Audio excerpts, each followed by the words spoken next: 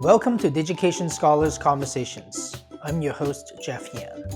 In this episode, you'll hear part two of my conversation with Murillo Soranso from University of Illinois at Urbana-Champaign. More links and information about today's conversation can be found on Digication's Twitter, Facebook, and Instagram. Full episodes of Digication Scholars Conversations can be found on YouTube or your favorite podcast app. You are about to hear part two of our conversation with Murillo Soranso from University of Illinois at Urbana-Champaign. Please be sure to listen to our previous episode to hear part one of this conversation. I want to go back to something else that you said that I thought Okay. was just so great. You talked about design thinking. Mhm. I'm a fan. Great. And in fact, I don't know if I told Oh, you this, but because we really just literally met not that long ago. right. But when we first started Digication, I was at an art and design school. I was at Rhode Island School Oh, of Design. wonderful. We did not coin the terms, design thinking, but it's, a lot of the, there were a lot of similarities between the kind of pedagogy that we Sure. believe in and that we practice. The Stanford D.School had became, they were very good Yeah. at making it accessible to a very large audience that are non-artists and designers. I think they've done such an amazing thing for the world because of that. Um, Right. and so I'm a huge fan of all things design. So design thinking is, almost like, just, by default fell, into such a great space for me, because I'm also very much into thinking about how do you think about, the type of things that designer and artists do, and apply it in more general terms to more, Okay. non-designers, for example. And Mhm. so I love the idea that you've been able to incorporate some of that into your career as in higher education, as a professor, as an assistant dean. Um, can you tell me a little bit about maybe the top, couple of things that you really feel like design thinking has made a difference in the way that you've thought about the curriculum at this first year experience? Yes, absolutely. And again, giving the when I first came into the role, again, our associate dean Barbara Hensenbaugh was already, again, kind of navigating and thinking about, okay, there has to be a framework out there that we could use to, to continue to work with our students on developing their life and career, and she knew that she wanted to do life, and she knew that she wanted to do a career, like, and emerging the two. And when we came across the design thinking methodology and the Designing Your Life book and learning about Stanford, really was nothing. I'm a firm believer that nothing happens, that everything happens for a reason, nothing's left to chance. So at the time, there was I'm gonna forget his last name, first name Kyle. He was with us like a visiting person in at U of I, and I believe his partner at the time had, received a job at the U of I, and and he was looking for his opportunity, and then he became a consultant with us, and really was the one who introduced us to a lot of the design thinking methodology and made the connection with the D.School and the Design Your Life studio. So that's how it all got started. So as I began to learn, and definitely as being a graduate of the Life Design Studio, the program there, when we went to Stanford and then came back with the ideas, you know, everything that I saw was just like, wow, the the way that the activities are so dynamic and really ask you to to really think through them and think like a designer. And from what I've been able to make sense of, what does it mean to think like a designer, right, is to be curious, is to empathize with your user, and in some ways, Jeff, like, our users in my courses are is yourself, is the student themselves. So in some ways they're Mhm. designing for themselves, right? Right. So we have had to talk to them about how do you empathize with yourself, how do you understand yourself, so you can, you can do more of that, do of being curious, of trying things out, of the radical collaboration. So in some ways our course, it's really an introductory to that framework, right? And we're talking to them, at one point, so early in the course, again, in the prototype, and I think even the first iteration of the course in the fall of 2018, we went all out and talked about the hexagons and the process, you empathize and you prototype and you idea and you do it again, right? And it was like, well, I think the students, that's not quite registering. But you can register as a first year student a little bit more the idea of mindsets. So thinking about, like learn to be curious, learning to be Mhm. open to trying things out. Is something, you're in this trajectory, but is something calling you over here? Like it's okay to take a step and to the side and go and check it out and come back. And actually Kyle, at the time, helped us really come up with an activity that we have then taken this activity into a museum setting and kind of build some parallels. So we take our students to the museum, and we also have marketed in a way that it's calling LAS Day at the Museum. So we have two museums on campus, and we take we took the students there, and we told them, you are here to roam around, but when something calls to you, we would like for you to interact with that object, and then yes, we would like for you to sketch it to the best that you can from different angles, because again, you Uh-huh. can you can look at it from different way. And then we want to reflect on that experience. What was that like when something called to you? Because in some ways we're drawing parallels in there about, yes, how do you know that calling, that your career, is.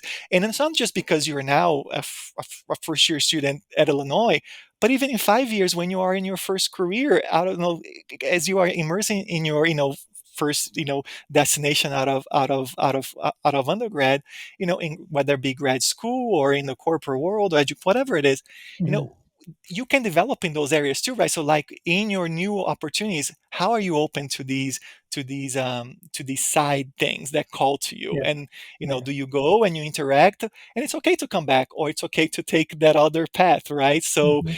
and and I back then, so this was like 2 years ago now, well, 3 years ago. So then still hearing stories of, our students, and not just at Illinois, but in general, I think sometimes are so focused on like the end goal, right? Like it's over there, Yeah. and Yeah. don't look to the sides, or don't look to the behind you, or Right. and it's not that we want folks to change their majors or that one that like, no, that's not Right. what we're saying. And then we actually have to tell our students, like, we're not here to make anybody change their majors. We're just asking you to be open. Right. Be open, because those things are just going to make you stronger. So I'd Right. say, kind of going back to the original question, being curious is definitely one of the biggest ones that we want our students to walk away from, and building the community, building, support networks for them. So I think that you are so spot on, and I can see why you are so successful with this program. And I think that there is a lot for people to be inspired about. When hopefully when they listen to this, if you are in people listening who are in the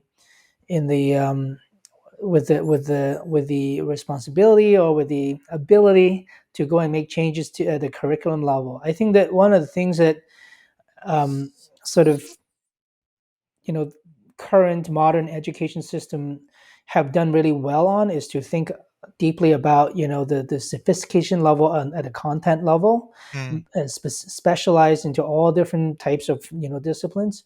But what we've really oftentimes missed is this opportunity, which I think you've given your students a great gift, which is, hold on a second, before you set out to be that doctor that because your parent wanted you to be, or that you'd always thought that like being a right. doctor is going to give you a lot of pride and money and whatever it might be, like look for things that develop your own curiosity. And I Yeah. think that it really is um a problem, and it feels like an easy fix for our entire education system since they were young, because like they are students are since they're at a young age, we sort of almost tell them like you're not allowed to be curious because we Right. gave you that these are the things that you have to do. These are things you have to Exactly. learn. Sometimes we're able to sort of through small nuanced areas to say let's see if they could be curious at something, but nevertheless at the end of the day we don't give them the the real canvas to say do what you want, right? Do the things that you really find inherently interesting. And we give up on the fact that yeah, you can do it with one kid, but what if I have 30 kids in the classroom? You don't have time to do that. And I Correct. should tell him from this point on, go and look at Murillo's class. He has 2,200 kids, not kids, but students, and he's able to do that. Right. And that's because it's a mindset. And that mindset, you know, doesn't, you have to be smart about it. And in your case, you use these peer teaching, and Educators, you yeah. use peer educators and lead educators to go in and do that.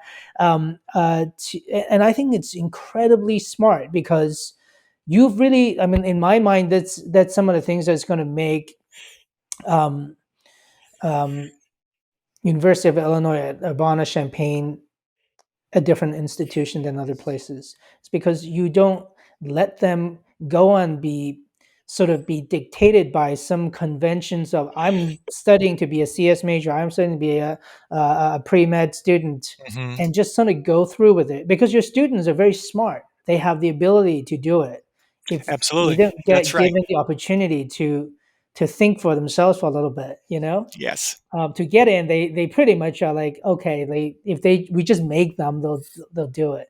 But it it doesn't make sense to make them do that if their passion lies somewhere else, Exactly. and Exactly.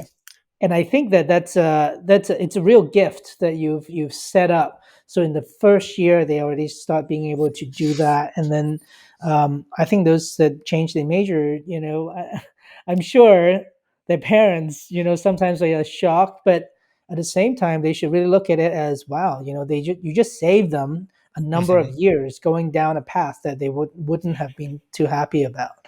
And Absolutely, yeah, absolutely. And we when working with our peer educators, who are in their junior senior years when they come to us. I mean, yeah, we have had students who, after this experience, they are changed. They are changed and say, you know what, I really enjoyed teaching. I really enjoyed interacting hmm, with people in this environment, this setting, and they do decide to pursue a career in education, or they're now a little bit more open to to thinking of learning and development in their own in their own fields that they are thinking about yeah, going, and really for my so for because for the peer educators, I have we have different sets of skills and outcomes that we want them to accomplish, right? We want them to begin their leadership and professional development in this course, to learn things about yes, I have to I have to be at a place at that time, and I have to deliver this instruction, and because you're building those you're building those professional skills, and you're building transferable skills to that level too, and we help them tell that story. yeah, So we tell them that when so the course goes for 8 weeks, and the last so then their course that they enroll concurrently actually goes for the entire semester, and we tell them, all right, now it's time to turn the tables to you and see mhm, see what you've learned from this experience, because reflection, Jeffrey, both in the 101 course but also for the peer educators, is a huge part of our curriculum, right? So I'd say curiosity is number one for the one-on-one students, but also the ability to reflect, and more so for the interns, for the peer educators who are doing this, because, and I tell them this all the time, take the advantage that you have time to reflect, because I wish I had more time to reflect sometimes, and we have to make time because it is such a, I think it's it's an art form that we should all be doing more, because when you really take the time to be intentional in your reflection, you get a clearer picture. Where do you want to go, and what is important to you, and what worked, what didn't work. I mean, as simple as that. So you can make the changes. So I'd say reflection is definitely another big part of how it's part of the curriculum for throughout the first year experience that we have here. yeah. So let me ask you something. Maybe shift our focus Sure. on something else. Based on your, I mean, you have a big sample size. You interact with 2,200 students, Hmm. and you are getting to see um, something that most other places that have 2,200 students in the class don't get to see, which is you get to see what they're curious about.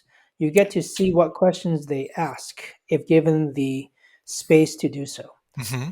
And I can't help but to think that um, your students, I mean, you must learn a lot about what some of the contemporary issues that they are most worried about in the world.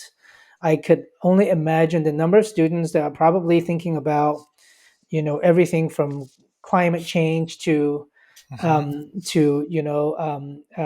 all Mental the issues that health. we have in our Yeah. society and our world. And some of them may be personal, some of them may be driven by ideological, sort of uh, or ideas or upbringings that they've had. um, can you shed some light on what are some of the things that a current first year student in 2021, what do they think about, or in Hmm. 2020, if you were to think about in the fall Yeah, or last year? absolutely.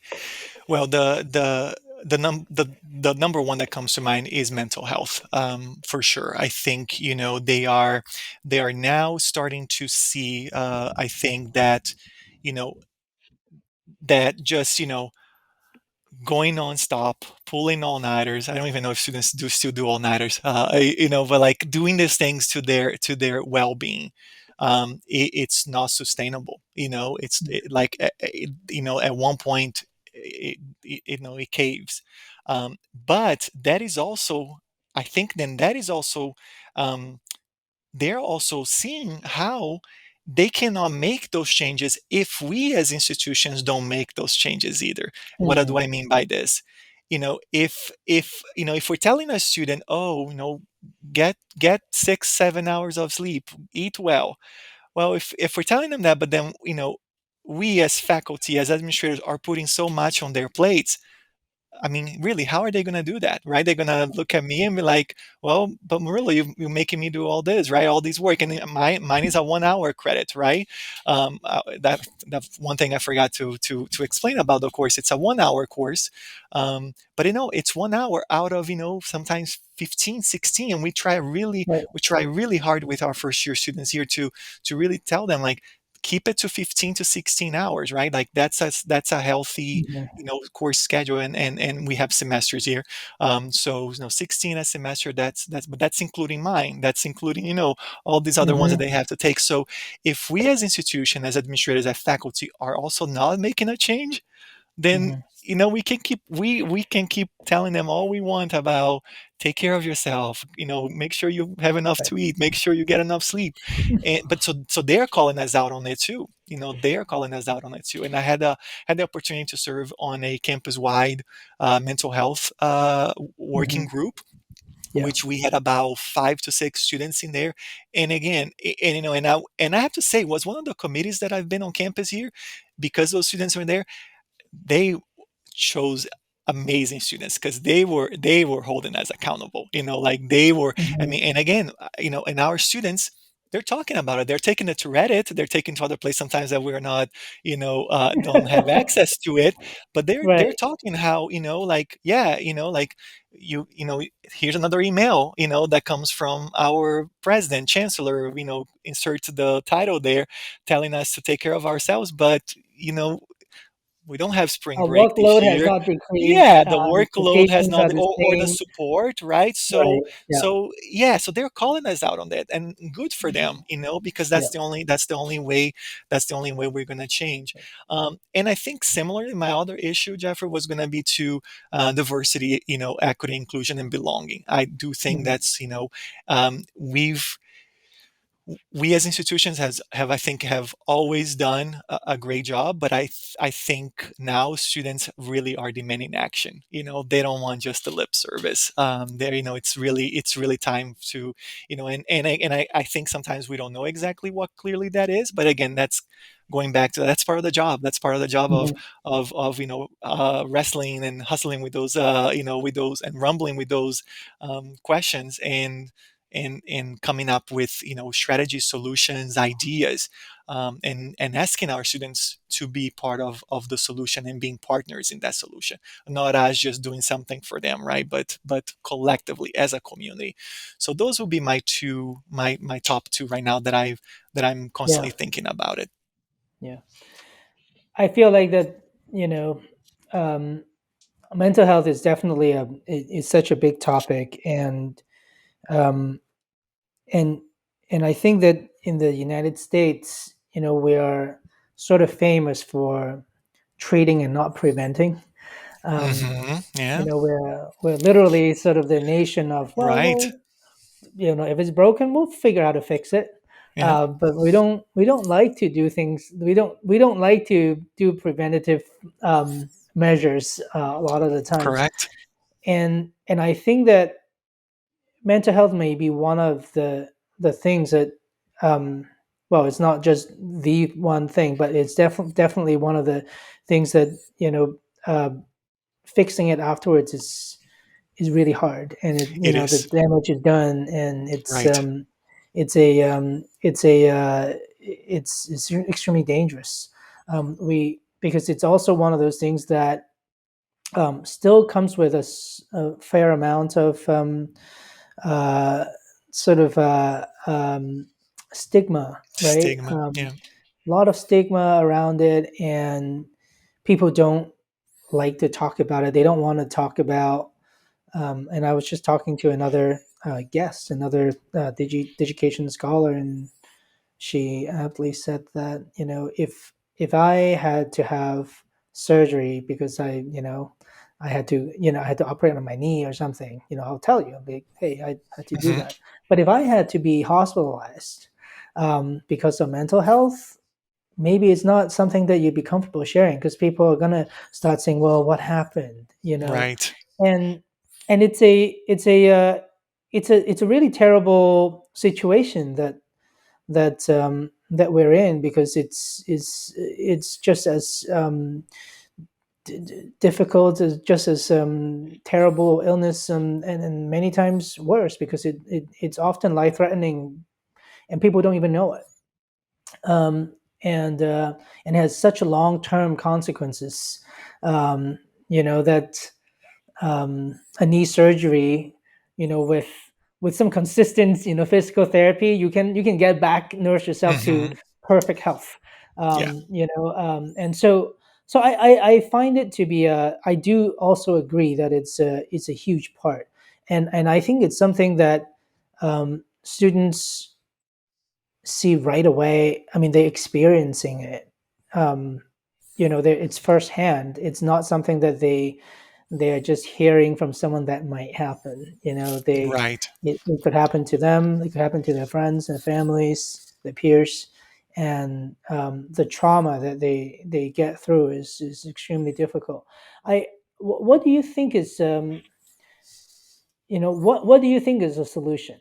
I'm not trying to say that we can, in the next 5 minutes, solve mental health Yeah. crisis that exists in this country or in the world, but what are some of the things that you feel like people can do? Because, by the way, I think that things like your course, and I don't know about the workload and all of that, but the type of things that you're asking students to do, to dig deep into finding what they like, these are some scalable ways. Maybe it doesn't solve problems when you really need to go to see therapists and counselors, but for a lot of people, this might be the first time they get to examine, what Absolutely. their passions are, Yeah. and bring Yeah. some light into their lives, right? Right, right, absolutely, and yeah, and I also wanted to expand. When I say mental health, I also meant like well-being, right? Because Mhm. that's Yeah. that's a whole package, and we have been Mhm. in the curriculum talking about, you know, teaching students how to be well all round, holistic wellness. So we use the wellness wheel as our framework for that, and so you're really looking at your social well-being, your emotional well-being, your physical well-being, and so on. So I think, going back to the solution, the stigma, I agree with you 100%. That is, and I think that could be something that I think, with the right education, that with the right campaigns, and just us talking more about it, can really destigmatize it. And I think that will be a huge first step, because as a person also from a different country, from the Latin American community, I know that stigma is there, but I'll be very honest with you. Like, I never blinked to the idea of not being in therapy, right? Like, I knew that in undergrad I was going through some tough stuff. I'm like, oh, I have this service available to me. Sign me up. Like, let me talk to someone. Mhm. Graduate school, same thing. Here at U of I, right? So if I can share that story too with students, the way I'm sharing it with you now, like, that's the first step that I think we all can take it, because I hope someone can, like I said, I keep saying, oh yeah, that person, scaled, and 2200 are taking their course, and he can go to therapy. I can do that too. Or students look up Right. to me, the assistant dean of at LAS is saying that. Then, right, because I'm comfortable with who I am today. I am at a stage in my life that I don't have that stigma, right? And also, I also know that if anyone chooses to say something, I don't really care.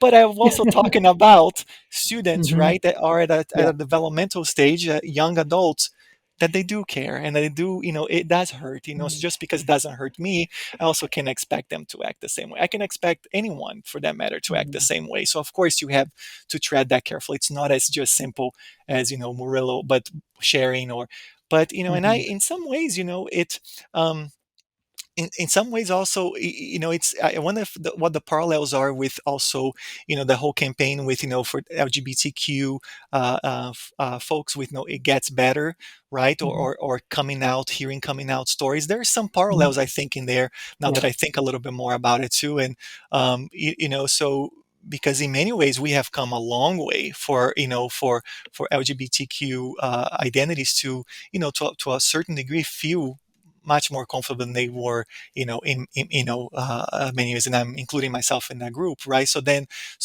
can we do something similar to that, to those campaigns? And again, it takes time, and it takes people that are close to you, but hearing that, and talked about some podcasts that I've been listening and all that. Like, there was one that I was listening to, and I forgot the title right now, but or which one that I was listening to, but it had to do with that, someone, and it was someone from a Latin American uh, um, uh, heritage. I remember what it was. Let's Talk About Hard Things. It's a book by Anna Sale. I listening on audio, and the part about family, when she was talking in this chapter about family, and one of her guests in her podcast, um, was talking about that. It was this man from, a Latino, and he was, having to have the conversation with his mom that he was going to therapy, and he was thought that mom was going to interact one way, and she actually, reacted the other, saying, okay, if that's what you need, that's what you need, right? And it really stripped the stigma for him at that point, Mhm. right? So, I think when we have folks that are positioned, whether through family ties, or social identity, that can do that for one another, I think that that's one way to fight this stigma. So again, the book was Let's Talk About Hard Things by Anna Sale, Sale. So, great book. We'll make sure to put that in the notes. Yeah. Um, well, listen, Murillo, it's been a wonderful. We spent a wonderful Been hour wonderful. together. Thank you, Jeffrey. You are uh, a, just a real inspiration to me. I really feel like that. Um, I really feel like that. It's the authenticity that comes through so clearly for you, and that I could only imagine, how how lucky your students should feel, being in your class. I mean, Thank that you. experience is probably going to be one of their, like when I said, hopefully if you're lucky, you get a handful of life-changing experience while going through schools. And I'm going to guess that a good percentage of your students are going to feel that way about your class. And I think that um, something that I feel like is somewhat unspoken just because of the scale that you operate at, that hopefully other people can think about, is that just because you think that it's a hard thing to do, it's a big class, and you feel like we can't make any changes, and the answer is that you can. Yes. You are the living example of doing that. You are the living example of someone who said, not only do you say that you can, you make it some of the hardest thing that you can do to such a large scale, but you just figure out ways around it. We didn't even have time to talk about all of the mentoring program at depth, but I think those are some Hmm. amazing ideas, and scaling, um, to me, if it needs to happen, it will happen. And we just can't be lazy about it. We just can't quit because we think that it's not going to happen. Yeah. And I think that in higher education, sometimes we stop a little bit too short, at that. And you have just made it such a great case for, not only do we not need to stop short at that, in fact, when you do that, that's when all kinds of other problems probably first surface, but then they also Hmm. can get solved because now you have a lot of people solving it together. Yeah. And I think that's what's so beautiful about it. And thank Oh, you great. so much Oh, for thank you for the being that guy. opportunity. Thank you. Thank you for the opportunity. Thank you for the kind words and reflections back to me. I really appreciate that. And yes, I also hope our students are definitely learning from our course, learning from the connections and community that we enable them to be part of. And yeah, so if you ever want to talk about that mentoring program more in depth, I'm happy for to a part two if you wish. Let's do that. And guess All what? right. We What? would do that when you Uh-huh. have that portfolio of all of your good things, and then we'll Sounds we'll do good. that together. Okay? Sounds Deal? great, Jeffrey. Thank you so much. A deal. You have a deal. All right. Okay. Wonderful. I'll see you soon then, I hope. Thank you. Take care. It was nice to Take meet you. care. This concludes part one of our conversation with Murillo Soranso from University of Illinois at Urbana-Champaign. To hear part two, be sure to subscribe to Digication Scholars Conversations on YouTube, iTunes, Spotify, or your favorite podcast app. Digication Scholars Conversations is brought to you by Digication, a technology platform powering the most innovative e-portfolio programs in K-12 and higher education. Our website can be found at digication.com. This episode was produced by Drew Albanesius. If you enjoyed today's conversation, please like, subscribe, and share with a friend. Thanks for watching.